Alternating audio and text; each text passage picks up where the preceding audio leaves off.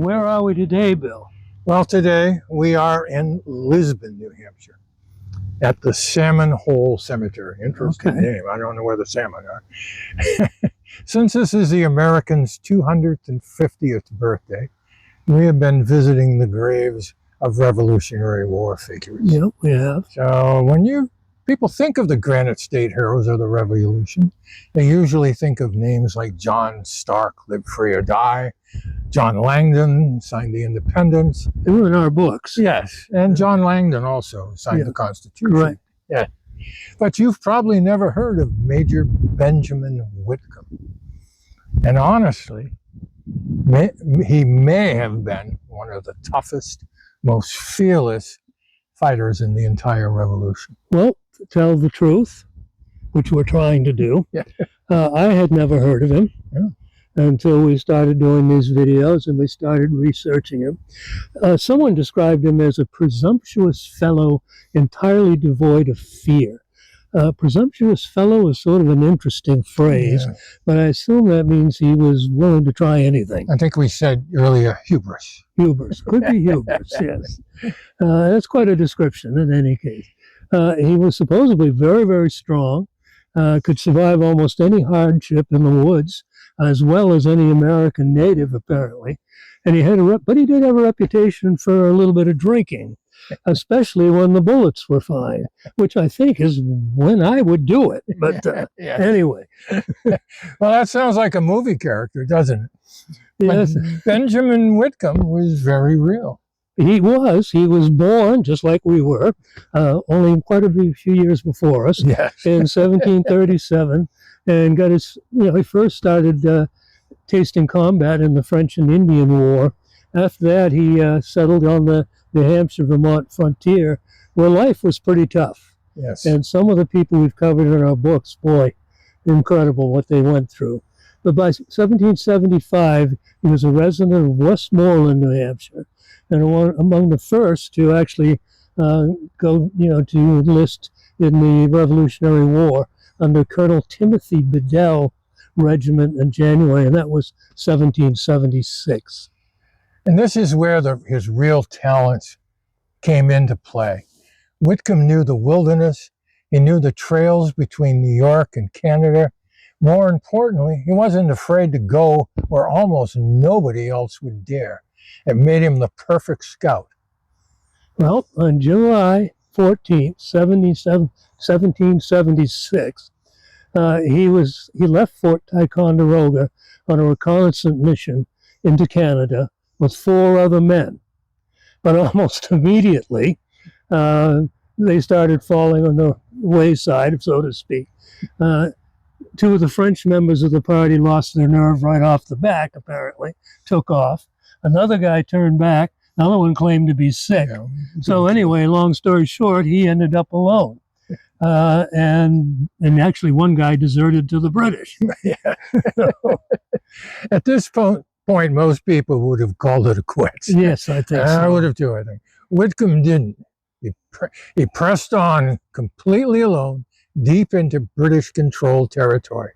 While scouting near Montreal, he spotted a British officer riding alone along a road. Hidden in the woods, Whitcomb raised his musket, took careful aim, and fired, and then disappeared into the forest before anyone knew where had come from. Weeks later, when he returned to Fort Ticonderoga, he learned something incredible. The officer he'd shot wasn't just anyone. He was a brigadier general, Patrick Gordon of the 29th Regiment of Foot. Gordon managed to reach safety, but he died 2 days later from his wounds.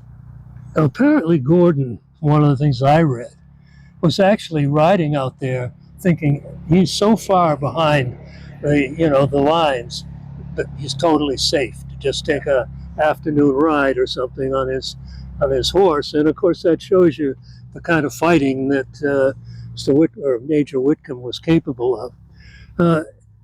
How did the British respond to that? Well, they weren't too pleased because they really felt that this was not fair fighting to shoot somebody from the forest.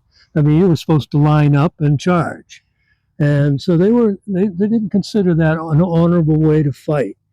So the governor at that time, General Sir Guy Carleton, called Whitcomb and the other American Rangers infamous skulkers. Yes, well, rascals, we already heard. Yeah, that's a mean thing to say. Yeah. So he ordered that if they were captured, they would not be treated as honorable soldiers. They would be hung. Yes. And that was their response to it, which was, I don't know, I guess understandable in some ways. Well, he also, just to show how serious he was, he offered a reward of 50 guineas, which I guess a fair amount of money in those days. And they knew exactly where to look for Whitcomb because someone in his party had identified him. Yes, the deserter from from the trip. Yeah, yeah. What's interesting is that not every American officer was comfortable with what Whitcomb had done either. But frontier fighters saw warfare totally different. Out here it was a matter of survival, and it depended on stealth, surprise, and ambush. Native American warriors had used these tactics for generations, and American Rangers had learned from them. To Whitcomb, his goal wasn't to fight by European rules. It was to win and to stay alive. Yeah, and I can understand that. Winning and staying alive is a good idea. And here's another amazing part. But instead of staying away, guess what he does? He comes right back. And of course, they knew what he looked like where he was, but he went right back to where he had been a month before.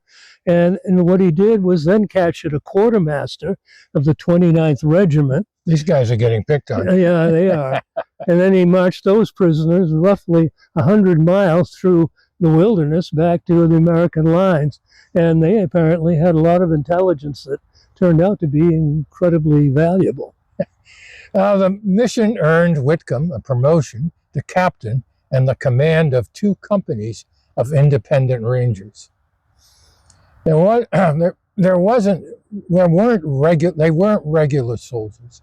They were mostly young men from the frontier woodsmen who specialized in scouting, intelligence, gathering reconnaissance, and surprise raids. In many ways, they were the Revolutionary War equivalent of today's Green Berets or Navy SEALs. Whitcomb's Rangers became the eyes and ears of the Continental Army. Along the northern frontier, they fought in the opening stages of the Saratoga Campaign in 1777 and later served with Henry Dearborn's light infantry during the Battle of Saratoga. Whitcomb would eventually be promoted to major. So the rest of the war, he ran patrols in the forest in northern New York.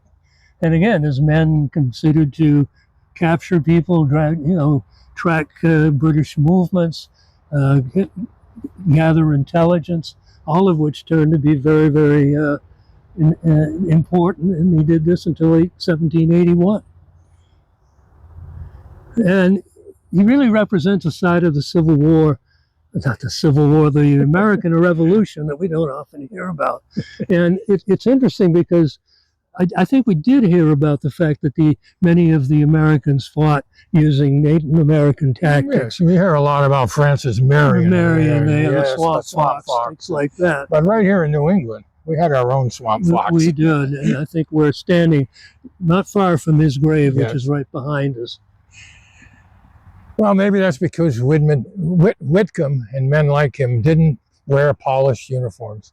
They fought alone and in small groups, deep in the wilderness, carrying out dangerous missions that rarely made the history books, but often changed history. Major Benjamin Whitcomb may not be a household name today, but his courage and his skill and his daring missions helped secure the northern frontier and played an important part in the ultimate American victory. So sometimes the most fascinating heroes and stories are ones we don't hear about. Maybe if Walt Disney had done a movie about Major Whitcomb, we would know him like Francis Marion.